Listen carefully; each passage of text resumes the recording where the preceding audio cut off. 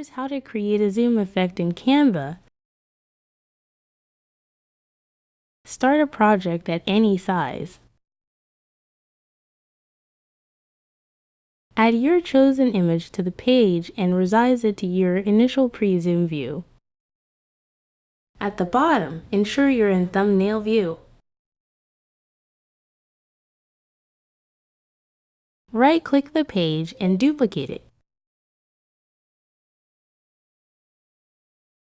On the second page, resize the image to your final zoomed-in view.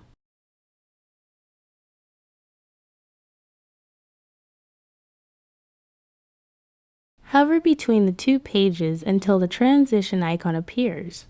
Click it. Select Match and Move, and adjust the duration slider. This creates a smooth zoom transition for identical objects across pages. For enhanced effect, on the first page, reduce brightness slightly. On the second page, increase brightness.